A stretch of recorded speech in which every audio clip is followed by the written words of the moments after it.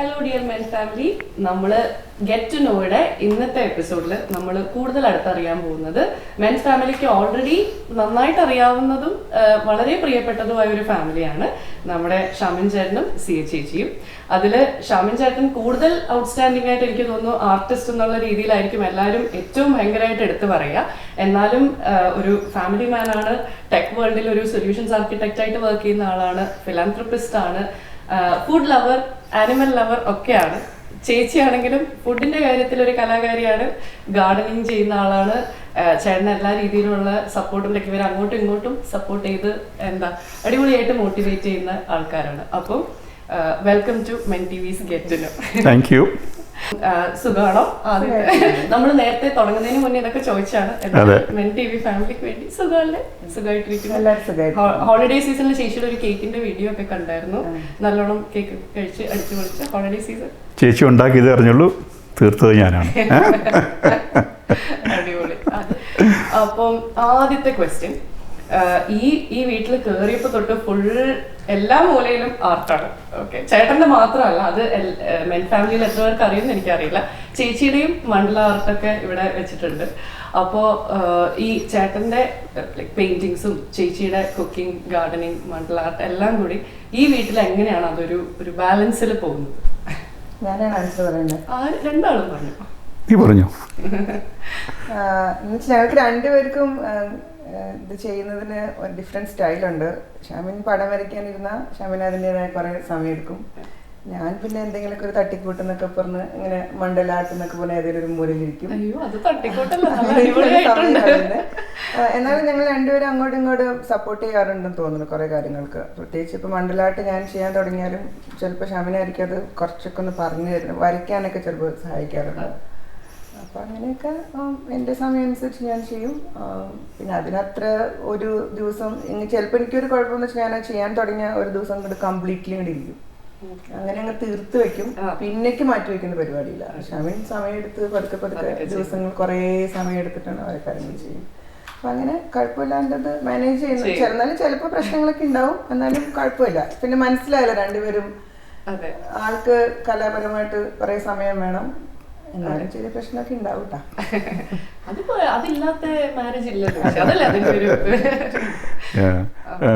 C പറഞ്ഞാൽ ഇതിൻ്റെ balance എന്ന് പറഞ്ഞു കഴിഞ്ഞാൽ രണ്ടുപേരും അങ്ങോട്ടും ഇങ്ങോട്ടും അക്സെപ്റ്റ് ചെയ്ത് പോകുന്നു. പക്ഷേ എന്നെ സംബന്ധിച്ചുള്ള ഞാൻ ചിലപ്പം വരയ്ക്കാൻ തുടങ്ങി കഴിഞ്ഞാൽ ഞാൻ മുറിക്കകത്ത് ഒരു 4 മണിക്കൂർ 5 മണിക്കൂർ ചിലപ്പം ഇരിപ്പുണ്ടാവും. ഇടയ്ക്കിടയ്ക്ക് സിയെ ചായ എന്ന് പറഞ്ഞ് വിളിച്ച് ചായ കൊണ്ടേ തരും. അപ്പം കുറേ ബാലൻസ് ചെയ്യുന്ന വീട്ടിലെ കാര്യങ്ങളെല്ലാം സിയാണ് നോക്കുന്നത്. അപ്പം അതുകൊണ്ട് എനിക്ക് അങ്ങനെ ഒരു സമയം കിട്ടുന്നു. അതില്ലായിരുന്നെങ്കിൽ ചിലപ്പോൾ എനിക്ക് തോന്നുന്നു എൻ്റെ പ്രൊഡക്ടിവിറ്റി വളരെ വളരെ കുറഞ്ഞാണ്. അപ്പം അതിന് ഞാൻ തീർച്ചയായിട്ടും സിയോട് കടപ്പെട്ടിരിക്കുന്നു. അത് ഒബ്വിയസ്ലി ഏറ്റവും വലിയ സപ്പോർട്ട് അത് തന്നെയാണ്. അതും ചേട്ടൻ ഭയങ്കര ഫുഡ് ലവർ ആണെന്ന് പറഞ്ഞു, ചേച്ചി കുക്കിങ്ങിന് ഭയങ്കര ഇഷ്ടമുള്ള ഒരാളും. കറക്റ്റ് കോംബോ ആണ്. അത് തന്നെ ചേട്ടന് നല്ലൊരു ഫ്യൂവൽ ആയിരിക്കുമല്ലോ. നല്ല ഫുഡ് കഴിച്ചാൽ നല്ല പെയിന്റിംഗ് വരും. ഫുഡിന്റെ കാര്യത്തിൽ അത് കറക്റ്റാണ്. ഭക്ഷണം ഓൺ ടൈം കിട്ടിയ ചിലപ്പോൾ ഇനി കുറച്ചും കൂടി ഞാൻ നല്ലപോലെ കുക്ക് ചെയ്താൽ കുറേയും കൂടെ പടങ്ങൾ വരുമായിരിക്കും തോന്നുന്നു. അടിപൊളി.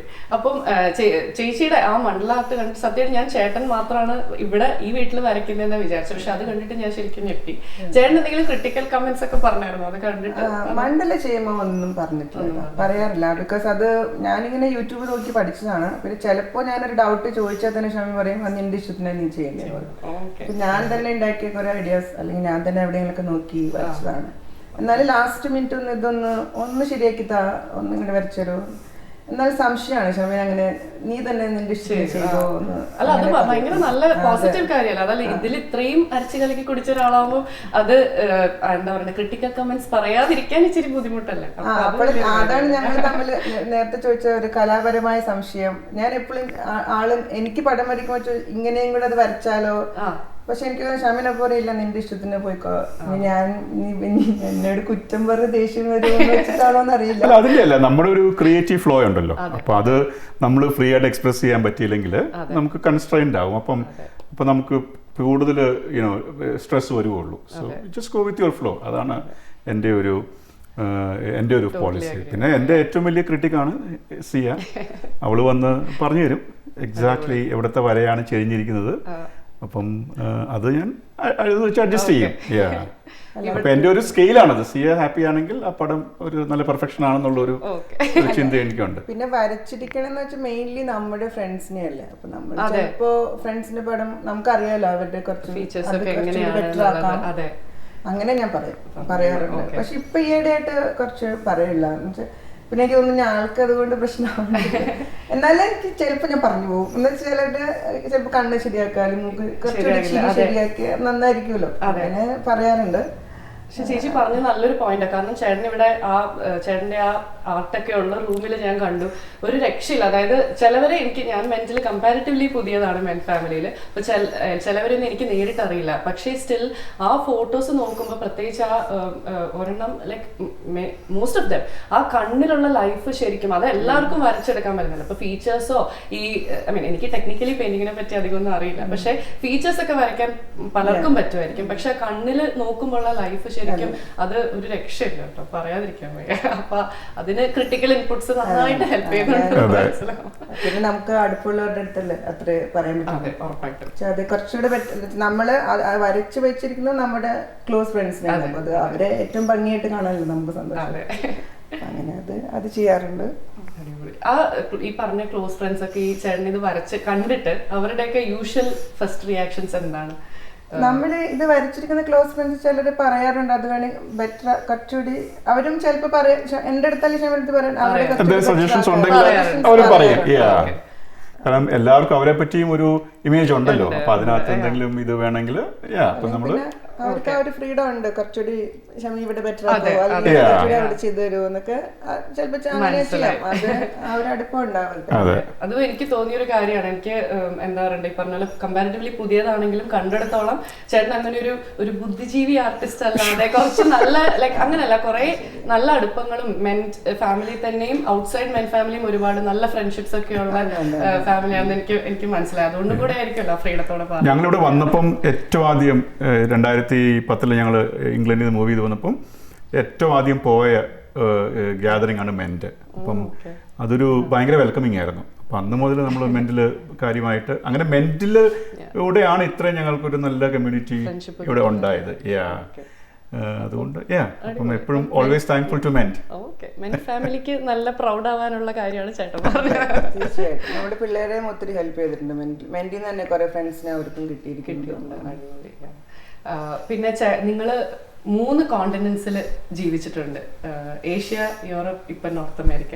അപ്പം ചേട്ടന്റെ ഏറ്റവും ഫേവറേറ്റ് സ്റ്റൈൽ ഓഫ് ഇത് പോർട്രേറ്റ്സ് ആണെന്ന് ഞാൻ വേറൊരു ഇന്റർവ്യൂവിലും കണ്ടിട്ടുണ്ട്. വീട്ടിൽ വന്നപ്പം 100% മനസ്സിലായി. അപ്പം ഓരോ കോണ്ടിനെന്റിനെ റെപ്രസെന്റ് ചെയ്തിട്ടോ അല്ലെങ്കിൽ ജസ്റ്റ് അതിനെപ്പറ്റി ആലോചിക്കുമ്പോൾ ഒരു പോർട്രേറ്റ് ഫ്രം ദെയർ ഓർ ഒരു എന്തെങ്കിലും ഒരു പെയിന്റിംഗ് ഫ്രം ദെയർ എടുക്കാൻ പറഞ്ഞാൽ ചേട്ടൻ എന്തായിരിക്കും ആദ്യം മനസ്സിൽ വരുന്നത്? ശരിക്കും ഞാൻ 2 കോണ്ടിനെന്റ്സ് മിക്സ് ചെയ്യും.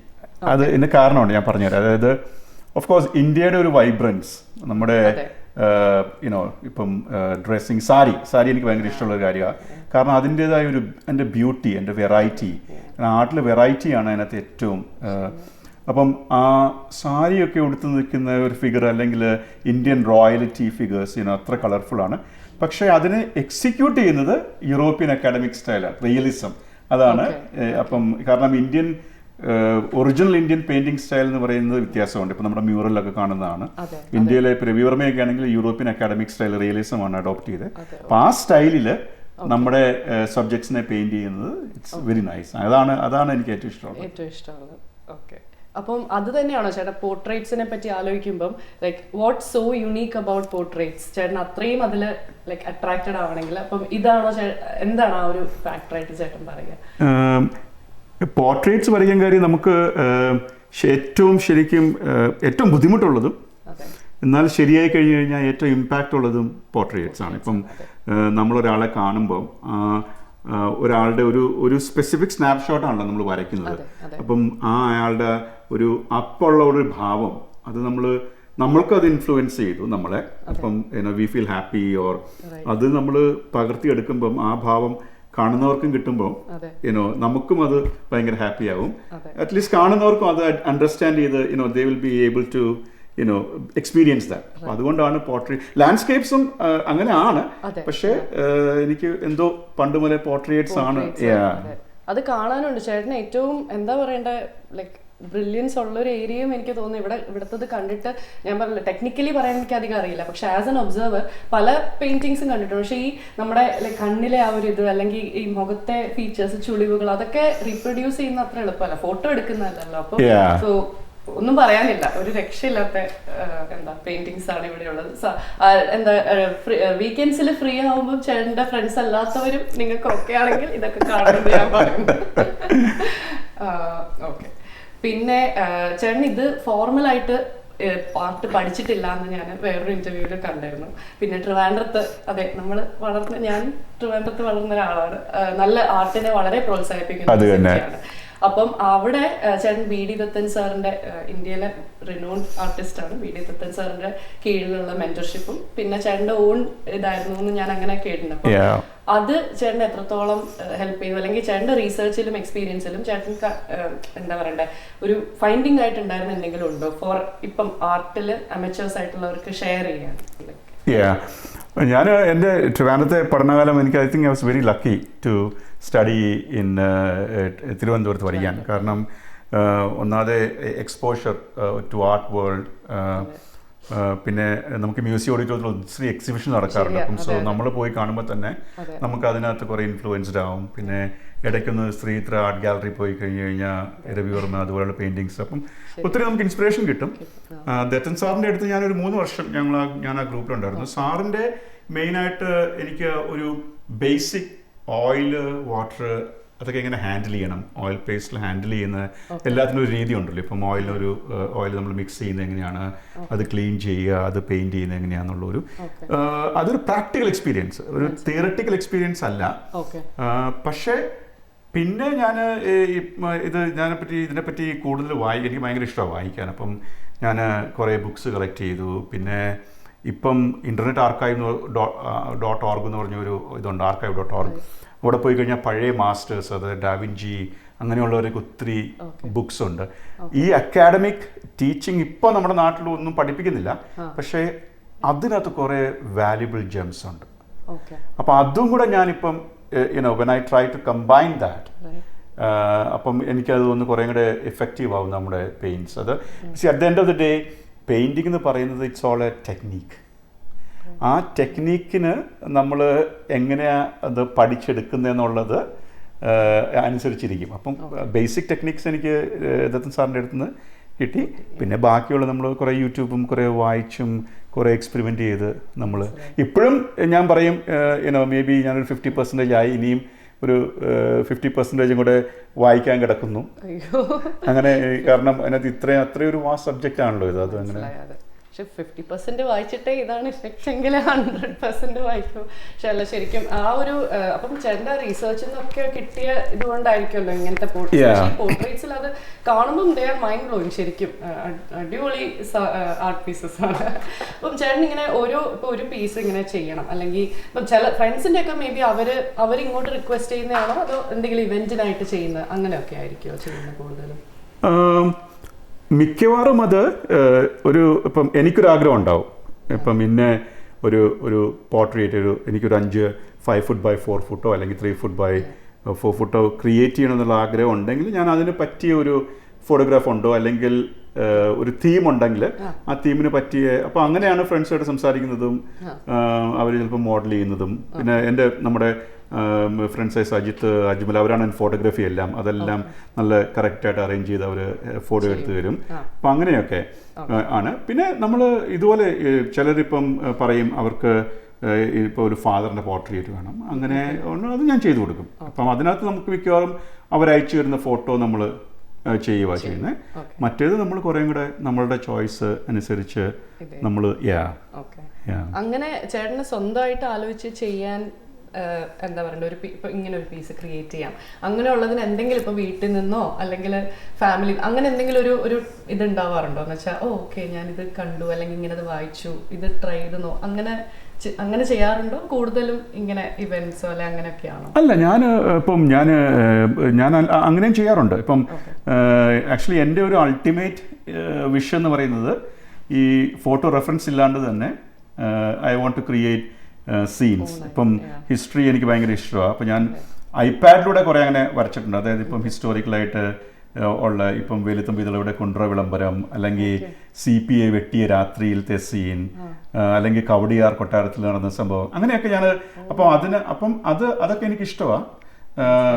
പക്ഷേ ദ തിങ് ഈസ് നമ്മളുടെ എനിക്കൊരു ആർട്ടിസ്റ്റിക് മൈൻഡ് ദൈവം തന്നതുകൊണ്ട് ഒരു കോൺസ്റ്റൻറ്റ് ഇതാണ്, നമുക്കൊരു കോൺസ്റ്റൻറ്റ് അർജാണ് ക്രിയേറ്റ് ചെയ്യാൻ. അപ്പം നമുക്കപ്പം നമ്മളത് ചെയ്തില്ലെങ്കിൽ you feel you are lacking. അപ്പം നമ്മൾ അങ്ങനെ ഒരു അർജം ഉള്ളത് കൊണ്ട് when you see good things, അപ്പം നമുക്ക് ചിന്തിക്കും maybe this could be my next subject for the painting. അങ്ങനെ മനസ്സിലായി.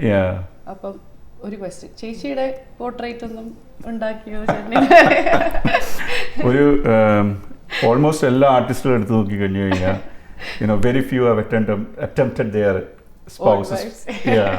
ഇപ്പം ഞാൻ പറയില്ലേ, രവിവർമ്മയാണെങ്കിൽ മകളെ മഹാപ്രഭയെ വരച്ചിട്ടുണ്ട്, പക്ഷേ വൈഫിനെ വരച്ചതായിട്ട് പക്ഷേ വരയ്ക്കും ഒരു സമയത്ത്. ഞാൻ തീർച്ചയായിട്ടും അതിൻ്റെ ഫോട്ടോസൊക്കെ ഉണ്ട്. അപ്പം ഒരു സീരീസിൽ ഞാൻ വരയ്ക്കാൻ ഉദ്ദേശിച്ചിട്ടുണ്ട്. ഔട്ട് ഓഫ് ക്യൂരിയോസിറ്റി ചേച്ചി എപ്പോഴും ഈ ക്വസ്റ്റ്യൻ ചോദിച്ചിട്ടുണ്ടോ? അറ്റംപ്റ്റ് ചെയ്തിട്ടുണ്ട് ഞാൻ.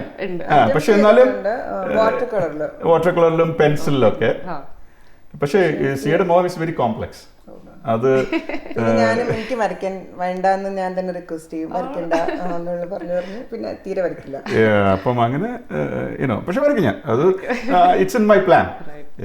അത് എടുത്ത് പറയേണ്ടതാണ്, ചേച്ചി ഭയങ്കര ക്യാമറ ഷൈ ആണെന്ന് കുറെ പ്രാവശ്യം പറഞ്ഞു. പക്ഷേ മെൻറ്റിന് വേണ്ടി ചേച്ചിയുടെ ആർട്ടും ചേട്ടനെ പറ്റിയും ഒക്കെ ഷെയർ ചെയ്യാൻ ചേച്ചി സമ്മതിച്ചു. അതിന് എന്താ എക്സ്ട്രാ താങ്ക്സ് പറയും. മെൻറ്റിന് വേണ്ടിയല്ല, അതുകൊണ്ട് സ്പെഷ്യലായിട്ട്. പിന്നെ ചേട്ടാ, ഞാൻ ഈ പറഞ്ഞ വേറെ മറ്റേ ഇന്റർവ്യൂവിൽ ഞാൻ കേട്ടിരുന്നു ചേട്ടൻ ഒരു ആർട്ട് സ്കൂള് തുടങ്ങാനുള്ള ഒരു ആലോചന ഉണ്ട് എന്നൊക്കെ. അപ്പോൾ നമ്മൾ അതിനെപ്പറ്റി എക്സൈറ്റഡ് ആവണം, അല്ലെങ്കിൽ തുടങ്ങണമെന്നുണ്ട്. അതിന് may be I don't know, ഒരു ടൈം ലൈൻ ഞാൻ കൊടുത്തിട്ടില്ല. പക്ഷേ ഇപ്പം ഞാൻ മെയിനായിട്ട് ഇപ്പം തിങ്ക് ചെയ്യുന്നതെന്ന് പറഞ്ഞാൽ ഞാനൊരു സ്ട്രക്ചറാണ്. ഇപ്പം ഞാൻ പറഞ്ഞ പോലെ ഇപ്പം ഞാൻ പഠിച്ചപ്പോൾ അതിനൊരു സ്ട്രക്ചർ ഇല്ലാണ്ട് നമ്മൾ ജസ്റ്റ് പോയി പെയിന്റ് ചെയ്യുക. പക്ഷെ ഇപ്പം എനിക്കൊരു സ്ട്രക്ചർ ഉണ്ട്. ഇപ്പം അതായത് നമ്മൾ തുടങ്ങുമ്പോൾ ഫ്രം എ ലൈൻ, അതിനെ ലൈനിൽ നിന്ന് നമ്മൾ അതിനെ ഷേപ്പിൽ നിന്ന് അതിനെ ഫോം, അതിൽ നിന്ന് കളറ്, അങ്ങനെ ഒരു സ്ട്രക്ചർ നമ്മൾ ക്രിയേറ്റ് ചെയ്ത് കഴിഞ്ഞാൽ കുറച്ച് ഒന്ന് പഠിക്കുന്നവർക്ക് ഒരു നല്ല സയൻറ്റിഫിക് ബേസിസും വരും. പക്ഷേ എനിക്കറിയാൻ പാടാത്ത എത്രത്തോളം പേര് അത്രയും ഒരു പ്രോഗ്രാമിന് കമ്മിറ്റഡ് ആവും എന്നുള്ളതാണ്. കാരണം പലരും വരയ്ക്കണമെന്ന് പറയുന്നത് ടു കിൽ ദ ടൈം. പക്ഷേ കുറച്ചും കൂടെ സീരിയസ് ആയിട്ടുള്ള ആൾക്കാർ കമ്മിറ്റ് ചെയ്യാൻ റെഡി ആണെങ്കിൽ ഞാനും അവരെ പഠിപ്പിക്കാൻ തീർച്ചയായിട്ടും. കാരണം who wants to know art. കാരണം നമ്മൾ ഈ ടെക്നിക്സ് നമുക്ക് പിടികിട്ടി കഴിഞ്ഞു കഴിഞ്ഞാൽ പിന്നെ യു ക്യാൻ അറ്റംപ്റ്റ് എനിത്തിങ്. കാരണം ഇറ്റ്സ് ഓൾ ബേസിക്കലി ഇപ്പം നമ്മൾ ആർക്കിടെക്ചർ ആണെങ്കിലും ഇപ്പം എഞ്ചിനീയറിംഗിലാണെങ്കിലും you basically boil down to certain principles അല്ലേ? ആ പ്രിൻസിപ്പിൾസ് നമ്മൾ പഠിച്ചു കഴിഞ്ഞാൽ പിന്നെ നമുക്ക് ഈസി ആവും. അല്ല ചേട്ടൻ സ്വന്തം ലൈക്ക് ദത്തൻ സാറിന്റെ മെന്റർഷിപ്പ് ഇല്ലാന്നല്ല, സ്വന്തമായിട്ട് റിസർച്ച് ചെയ്തിട്ടും വായിച്ചിട്ടുമാണ് ഇത്രയും മനസ്സിലാക്കി ഇത്രയും റീപ്രൊഡ്യൂസ് ചെയ്ത് വരച്ച് ക്രിയേറ്റ് ചെയ്തത് അല്ലേ? അപ്പോൾ പക്ഷെ ഇവിടെ ചേട്ടനെ പോലെയുള്ള ഒരാൾ ഇത്രയും സ്ട്രക്ചേർഡ് ഒരു ഇതുമായിട്ട് മുന്നോട്ട് വരുന്നതാണെങ്കിൽ ഐ മീൻ ഒബ്വിയസ്ലി കഴിവുള്ള ആൾക്കാർ അതിന് റെഡി ആവാതിരിക്കില്ല എന്ന് എനിക്ക് തോന്നുന്നു. അങ്ങനെയാണ് ഞാൻ ഹാപ്പി ആൻഡ് റെഡി. ഇപ്പം ഞാൻ പറഞ്ഞ പോലെ ഇപ്പം നമ്മൾ നാട്ടിൽ വെച്ച് ഒരിക്കലും ഈ മൊൻസൽ കളർ സിസ്റ്റം എന്ന് പറഞ്ഞൊരു സിസ്റ്റം ഉണ്ട്. മൊൻസൽ കളർ സിസ്റ്റം അത് ഐ തിങ്ക് ലാസ്റ്റ് സെഞ്ചുറിയിൽ ആൽബർട്ട് മൊൻസൽ എന്ന് പറഞ്ഞ ഒരാൾ ഈ കോഡിഫൈ ചെയ്ത് എവറി കളർ. അപ്പം നമ്മളുടെ ഒരു പെയിൻറ്റിങ് എടുത്തു കഴിഞ്ഞ് കഴിഞ്ഞാൽ അതിനൊരു സ്ട്രക്ചറുണ്ട്. ഇപ്പം നമ്മുടെ ഹൈലൈറ്റിനൊരു കളർ കോഡുണ്ട്, ആൻഡ് അത് പിന്നെ അതിനൊരു സയൻറ്റിഫിക് പ്രിൻസിപ്പിളുണ്ട്. ആ കളറിൻ്റെ ഷാഡോ എന്നുള്ളത് ഏത് കളറായിരിക്കും. അപ്പം അങ്ങനെയുള്ള ചില ബേസിക് ഇപ്പോൾ മെൻസൽ കോഡിങ്ങിൽ അത് നമുക്ക് കണ്ടുപിടിക്കാം. അപ്പം അങ്ങനെയുള്ള ബേസിക് നമ്മൾ പഠിച്ചു കഴിഞ്ഞാൽ പിന്നെ ആ കളർ മിക്സിങ്ങും പെയിൻറ്റിങ്ങും ഒക്കെ കുറേ കൂടി ഈസി ആവും. ഇതൊന്നും നമ്മുടെ നാട്ടിൽ ഇപ്പോൾ പഠിപ്പിക്കുന്നുണ്ടെന്ന് അറിയത്തില്ല. കാരണം അപ്പം നമ്മൾ ഈ സൈറ്റ് കോമ്പിനേഷനാണ് ഒത്തിരി. അപ്പം അത് വേണം. പക്ഷേ ഇതുപോലെയുള്ള ടെക്നിക്സ് അത് കുറേ കൂടെ ഈസി ആക്കും. അപ്പം അങ്ങനെയുള്ള അതാണ് ഞാനിപ്പം I'm just trying to see how can I structure it. അപ്പം ആരെങ്കിലും അതുപോലെ ഇങ്ങനെ താല്പര്യം ഉണ്ടെങ്കിൽ ഉറപ്പായിട്ടും അല്ല, എല്ലാവർക്കും എനിക്ക് തോന്നുന്നു ഒരു ഏത് ഫീൽഡിലായാലും നല്ലൊരു മെന്ററിനെ കിട്ടിക്കഴിഞ്ഞാൽ കുറേ first is probably their attitude, പക്ഷേ നല്ലൊരു മെന്ററിനെ കിട്ടിക്കഴിഞ്ഞാൽ ഒരുപാട് അതിൽ ഫ്ലറിഷ് ചെയ്യാൻ പറ്റും. അപ്പം അത് മെൻ ഫാമിലിക്ക് അതൊരു ഹിന്റാണ്, റെഡി ആയിട്ടുള്ളവർക്ക് മുന്നോട്ട് വരാം. അടിപൊളി. അപ്പം നമുക്കിനി ആർട്ടിൽ നിന്ന് വേണമെങ്കിൽ ഒരു ബ്രേക്ക് എടുക്കാം. ഐ മീൻ ആർട്ട് ചേട്ടൻ, thank you so much for your inputs. ഒരുപാട് കാര്യങ്ങൾ പറഞ്ഞു. ഇവിടുത്തെ ഞാൻ ഇൻട്രോയിൽ പറയാത്ത വലിയൊരു കാര്യം മിസ് ചെയ്തു. നമ്മുടെ മെന്റിന്റെ എക്സ് പ്രസിഡന്റ് ആണ് ആള്, 2018 ബോർഡിൽ അല്ലേ. അപ്പം ഇവിടുത്തെ ചേട്ടൻ മെന്റും ഡാലസിലൊക്കെയുള്ള ഓവറോൾ നിങ്ങളുടെ കുറേ ഫ്രണ്ട്സ് ഒക്കെ ഉള്ള ഫാമിലിയാണ്. അപ്പം ആ ഒരു കമ്മ്യൂണിറ്റി ലൈഫിനെ പറ്റി ഒന്ന് പറയാം. ഞങ്ങൾ ആക്ച്വലി 2010 UK മൂവ് ചെയ്തപ്പം നമുക്ക് എങ്ങനെ പോകുമെന്ന് അറിയത്തില്ലായിരുന്നു. കാരണം UK എൻ്റെ ബ്രദറുണ്ട്, കസിൻസ് ഉണ്ട്, പിന്നെ ഫ്രണ്ട്സ് ഉണ്ട്. അപ്പോൾ എപ്പോഴും നമ്മുടെ വീക്കെൻഡ് ആകുമ്പോൾ നമുക്ക് എപ്പോഴും അവരെല്ലാം വരും. പിള്ളേർക്ക് അവരെങ്ങനെ എടുത്തുകൊണ്ട് വന്നോളും പിള്ളേർ. അതുകൊണ്ട് എനിക്ക് അങ്ങനെ ഒരു അപ്പോൾ അങ്ങനെയൊന്ന് ഇവിടെ വന്നു കഴിഞ്ഞപ്പോൾ നമുക്കൊരു സംശയമായിരുന്നു. പക്ഷേ മെൻ്റലി പോയി കഴിഞ്ഞപ്പം എല്ലാം ലൈക്ക് മൈൻഡഡ് ആൾക്കാർ, പക്ഷേ ഭയങ്കര ഹെൽപ്ഫുള്ളായിരുന്നു. ഇപ്പോൾ അതായത് ഇപ്പോൾ നമ്മൾ എന്തെങ്കിലും ആവശ്യമുണ്ടെങ്കിൽ അല്ലെങ്കിൽ എന്തെങ്കിലും ഉണ്ടെങ്കിൽ അത് സഹായിക്കാനും പറഞ്ഞു തരാനും. പിന്നെ എനിക്ക് തോന്നുന്നത് എന്തോ എല്ലാവരുമായിട്ടൊരു പെട്ടെന്നൊരു നല്ല അടുപ്പം വന്നു. എനിക്ക് തോന്നുന്നു എല്ലാവരും ഒക്കെ almost same thought process, same age process. പിള്ളേർ കുറേ സെയിം ഏജ് ആയിരുന്നു. അപ്പം അങ്ങനെ പിന്നെ ഞാൻ കണ്ടിട്ടില്ലല്ലോ പൊളിറ്റിക്സ് ഇല്ലാത്ത ഒരൊറ്റ ഓർഗനൈസേഷൻ മെൻ്റാണ്. സോ എല്ലാവർക്കും താങ്ക്ഫുള്ളി എല്ലാവർക്കും നല്ലപോലെ കമ്മ്യൂണിക്കേറ്റ് ചെയ്യാം അങ്ങോട്ടും ഇങ്ങോട്ടും. നമ്മുടെ functions especially social functions are very fun. അപ്പോൾ ആൾക്കാരെല്ലാവരും എൻജോയ് ചെയ്യുന്നുണ്ട്. അപ്പം അതുകൊണ്ട് ഞാൻ എപ്പോഴും പറയും മെൻ്റ് ഞങ്ങളുടെ ഇവിടുത്തെ അഡാപ്റ്റേഷന്, അക്ലിമറ്റൈസേഷന് ഒത്തിരി ഹെൽപ്പ് ചെയ്തിട്ടുള്ള ഒരു ഓർഗനൈസേഷൻ. അപ്പോൾ അതുകൊണ്ട് ഞാൻ ഇപ്പം ആരെ കണ്ടാലും എൻജിനീയറിംഗ് ബാക്ക്ഗ്രൗണ്ട് ആണെങ്കിൽ ആദ്യം ചോദിക്കും, മെൻ്റ് അറിയാവുന്നു. അപ്പോൾ സി ചോദിക്കാം, ഇത് നിങ്ങൾ ഇപ്പോൾ കണ്ടതല്ലേ ഉള്ളൂ, ഉടനെ മെൻ്റിലോട്ട് വിളിച്ചു വരണമെന്ന് ഞാൻ പറയും. കാരണം നമുക്ക് കിട്ടിയ ഒരു ഒരു അഡ്വാൻറ്റേജ് അവർക്കും കിട്ടട്ടെ, പുതിയ ആൾക്കാർക്കും കിട്ടട്ടെ എന്നുള്ള ഒരു അപ്പോൾ ഞങ്ങളുടെ ഇപ്പം നമുക്കൊരു വലിയ ക്ലോസ് ഫ്രണ്ട് ബേസ് ഉണ്ട്, ഓൾമോസ്റ്റ് ലൈക്ക് എ ഫാമിലി. അപ്പോൾ അതുകൊണ്ട് ഞങ്ങൾക്കും ഇപ്പോൾ നമുക്ക് എന്തെങ്കിലും ആവശ്യമുണ്ടെങ്കിൽ ഒന്ന് ഓടി വിളിക്കാനോ അല്ലെങ്കിൽ പറയാനോ ഒക്കെ lot of people are here. അപ്പം അതുകൊണ്ട് അങ്ങനെ ഡാലസിലെ ലൈഫിൽ ഏറ്റവും ഞങ്ങൾക്ക് കിട്ടിയ ഒരു ബെനിഫിറ്റ് ഇതാണ്. നല്ലൊരു കമ്മ്യൂണിറ്റിയെ മെൻ്റ് കാരണം നല്ലൊരു കമ്മ്യൂണിറ്റിയെ നമുക്ക് ഫ്രണ്ട്സായിട്ട് കിട്ടിയിട്ടുണ്ട്. ചേച്ചിക്കും എനിക്കൊന്ന് നിങ്ങളുടെ ഈ ഒക്ടോബറിൽ ഒരു മെന്റ് ഫാമിലി തന്നെ ഒരു കല്യാണത്തിന്റെ ഇതിലൊക്കെ നിങ്ങളുടെ നല്ല ഫൺ കുറെ ഡാൻസ് റീൽസും കാര്യങ്ങളൊക്കെ കണ്ടായിരുന്നു.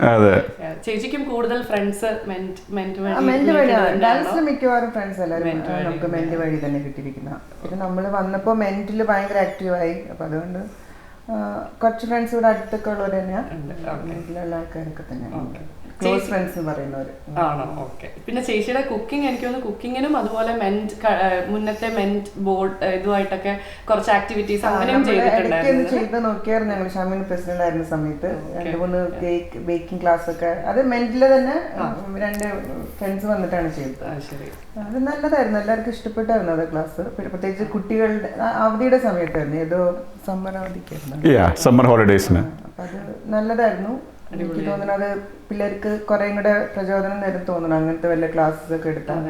പ്രത്യേകിച്ച് പിള്ളേരെ നോക്കി എടുക്കേണ്ടി വരും എന്ന് വെച്ചാൽ ചിലപ്പോൾ നമ്മളൊരിക്കൽ എല്ലാ പിള്ളേരും ഓടി വരുന്നു, പക്ഷെ നമ്മൾ വിചാരിക്കാത്ത പിള്ളേരൊക്കെയാണ് അന്നത്തെ ദിവസം വരുന്നത്.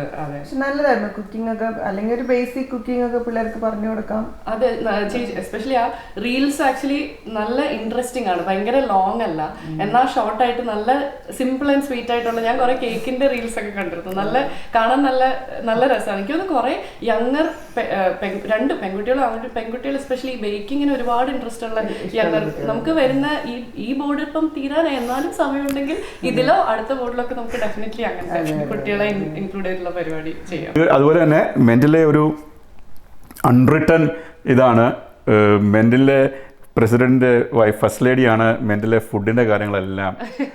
ഓൾമോസ്റ്റ് ഇപ്പൊ നമ്മൾ പിക്നിക്കിന് പോകുമ്പോൾ തലേ ദിവസം വൈകുന്നേരം തൊട്ട് പിറ്റേ ദിവസം രാവിലെ വരെയുള്ള എല്ലാം പാർട്ടീസാണ്. അപ്പം ഫസ്റ്റ് ലേഡി ഷാഡോയിലല്ല, ഭയങ്കര ആക്റ്റീവാണ്, പവറുള്ള ആളാണ്.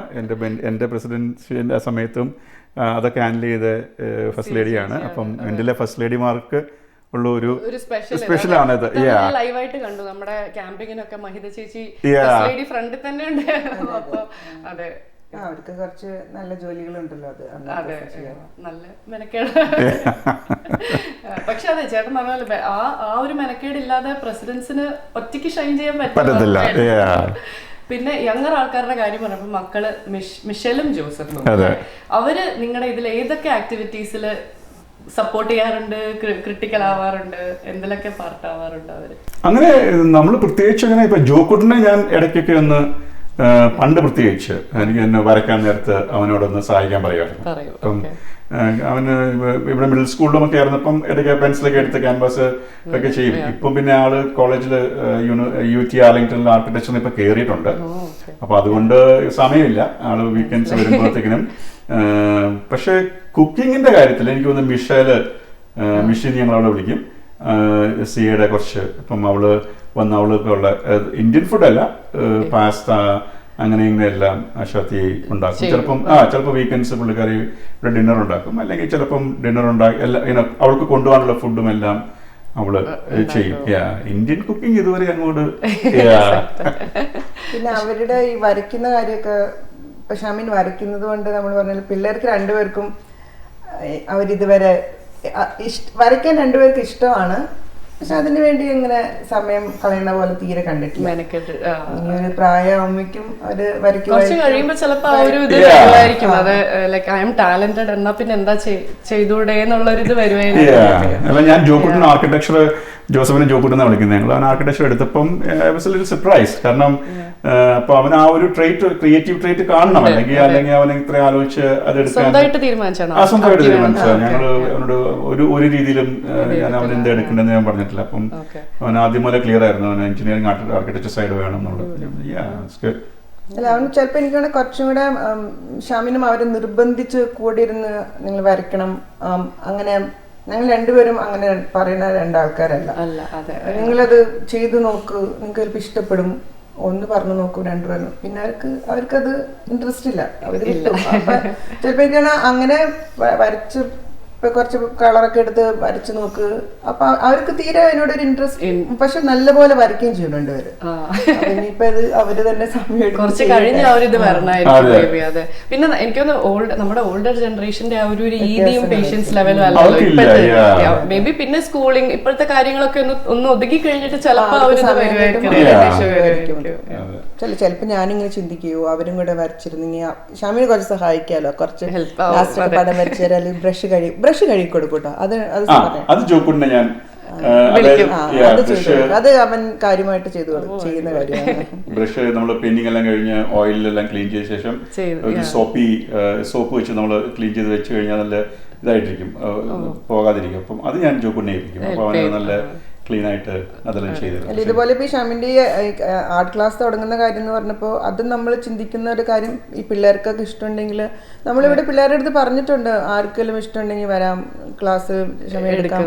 പക്ഷെ ഇങ്ങനെ കണ്ടിന്യൂസ് എല്ലാ ആഴ്ചത്തെ കമ്മിറ്റ്മെന്റിന് സമയമുണ്ട്. എന്നാലൊന്ന് ഒരു വിത്തിൻ 2 years ഞങ്ങൾ ആർട്ട് ക്ലാസ് തുടങ്ങും. ആരെങ്കിലും കമ്മിറ്റഡ് ആയിട്ട് ലേൺ ചെയ്യാനുള്ളവരുണ്ടെങ്കിൽ വരിക. അപ്പൊ നമുക്ക് വി ക്യാൻ ഹെൽപ് ദം. അല്ലാതെ because ഞാൻ പറഞ്ഞില്ലേ ഇതിനകത്ത് there is a lot of patience and commitment required. പക്ഷേ തീർച്ചയായിട്ടും എനിക്ക് അതിനെ സ്പീഡപ്പ് ചെയ്യാൻ പറ്റും. അപ്പൊ നമുക്ക് എങ്ങനെയാണ് ഒരു കാര്യം ചെയ്യേണ്ടതെന്ന് നമ്മൾ ചെയ്ത ഒത്തിരി റിസർച്ച് ഇപ്പൊ നമുക്ക് അറിയാവുന്നതുകൊണ്ട് അത് വീണ്ടും റിസർച്ച് ചെയ്യേണ്ട ആവശ്യമില്ല. അത് ശരിക്കും ഫോർ ഷുവർ ഏറ്റവും ഹെൽപ്ഫുൾ റിസോഴ്സ് അത് തന്നെയാണ് ഉറപ്പായിട്ടും.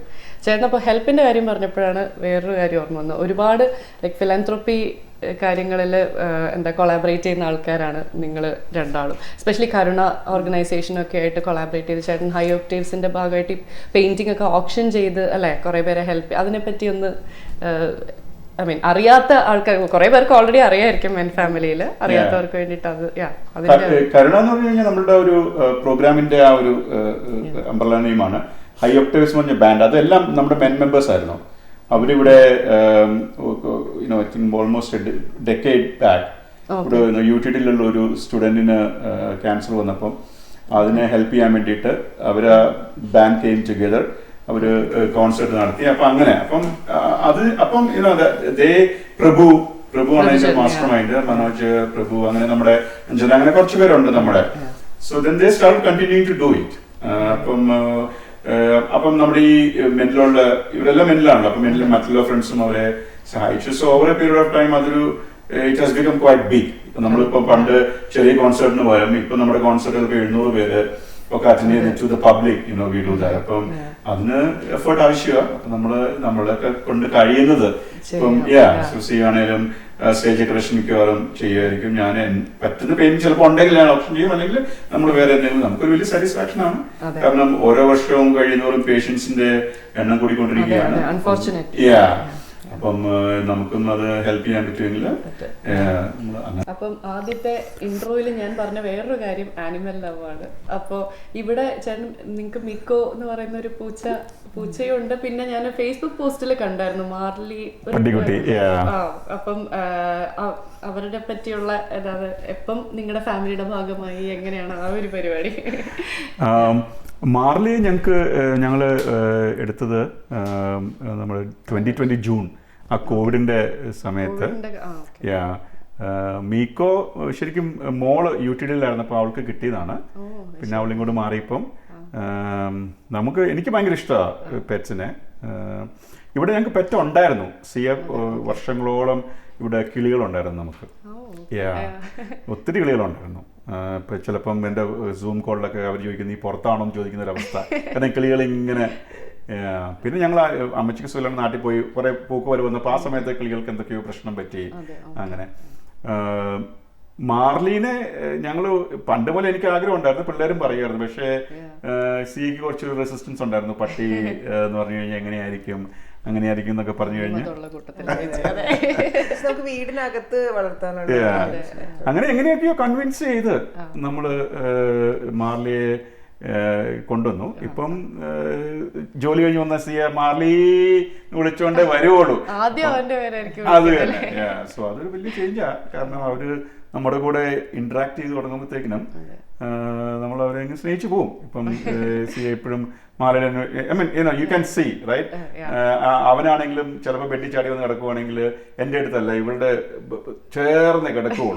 അങ്ങനെ പിന്നെ മീക്കോ ആണെങ്കിൽ ഇതുപോലെ തന്നെ പൂച്ചയും പൂച്ച ഒട്ടും പറ്റത്തില്ല. പൂച്ചയോ ഞാനോ ഈ വീട്ടിൽ നിന്നുള്ള രീതിയിലായിരുന്നു പറഞ്ഞിരുന്നത്. പക്ഷേ അതുപോലെ മീക്കോ വന്നു കഴിഞ്ഞപ്പോഴും അവൻ്റെ ആ ഒരു ഇന്ററാക്ഷനും അവൻ്റെ കുസൃതിയും അതൊക്കെ കണ്ടു കഴിയുമ്പോഴത്തേക്കിനും നമുക്ക് അത് നാച്ചുറലി നമ്മൾ സ്നേഹിച്ചു പോകും. പക്ഷെ പൂച്ചകൾ പൊതുവേ ഇപ്പൊ ഡോഗ്സിനെ പോലെയല്ല, കുറച്ചുകൂടെ ഡിറ്റാച്ച്ഡ് ആണ്. അത് ശരിക്കും അങ്ങനെ തന്നെയാണോ നിങ്ങളുടെ എക്സ്പീരിയൻസിൽ? അങ്ങനെ ഇൻഡിപെൻഡന്റ് ആണ് പൂച്ച ഭയങ്കര. മാർലി എന്ന് പറഞ്ഞാൽ നമ്മുടെ അടുത്തുനിന്ന് മാറത്തില്ലല്ലോ, നമ്മളെ നോക്കിയിരിക്കലാണോ അവന്റെ മെയിൻ പരിപാടി. മീക്കോ കുറെ ഇൻഡിപെൻഡന്റ് ആണ്. പക്ഷേ ഇപ്പൊ ഞങ്ങൾ ആരെങ്കിലും ഇവിടെ ഉണ്ടെങ്കിൽ, ഇപ്പൊ ഞാൻ ഇവിടെ ഇരിക്കുകയാണെങ്കിൽ അത് ഇവിടെ വന്ന് ഇരിക്കും. അല്ലെ ഞാൻ എന്റെ മുറിയിൽ ജോലി ചെയ്യുവാണെങ്കിൽ ഞാൻ അവിടെ വന്ന് ഇരിക്കും. അത് തന്നെ ആശാന് ഏറ്റവും ഇഷ്ടം അതാ. ഇപ്പം എന്റെ സ്ക്രീനിന്റെ മുമ്പിൽ വന്നിരിക്കുക. അപ്പൊ ഞാനൊന്ന് പതുക്കെ തട്ടിക്കൊടുക്കുമ്പോ അവിടെ താഴെ സുഖമായിട്ട് കിടന്നോളും.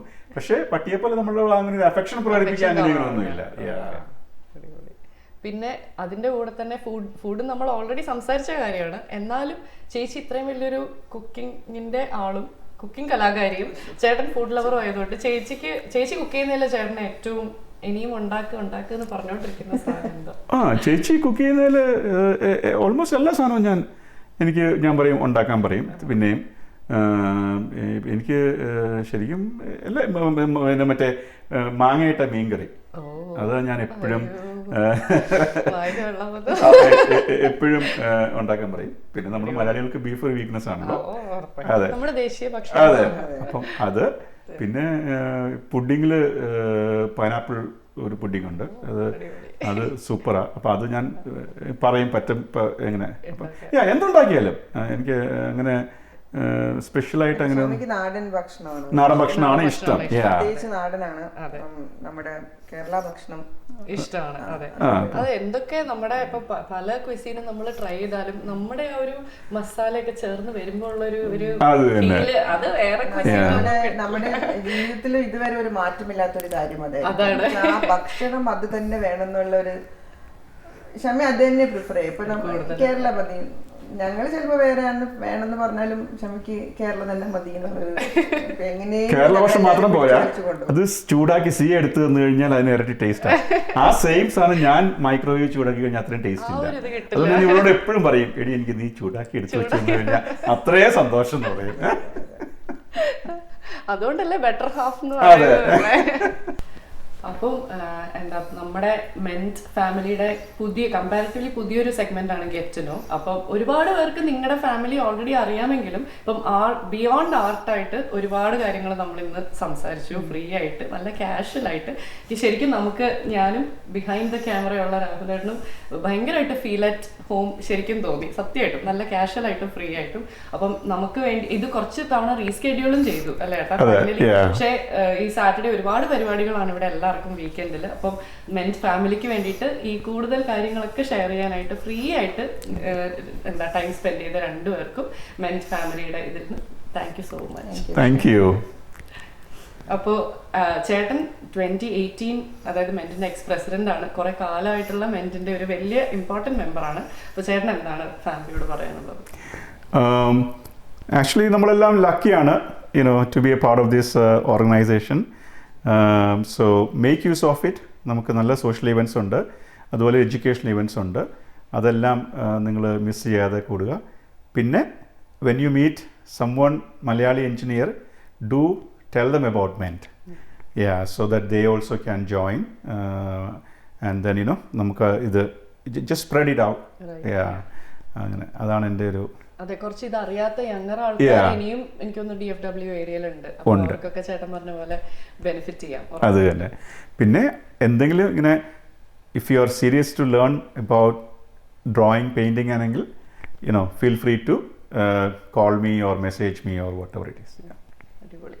ഇത്രയും നല്ല എന്താ റെഡി ആയിട്ടുള്ളൊരു മെന്റർ ഉള്ളത് എല്ലാവരും താല്പര്യമുള്ളവർ make use of it. Thank you so much. Welcome.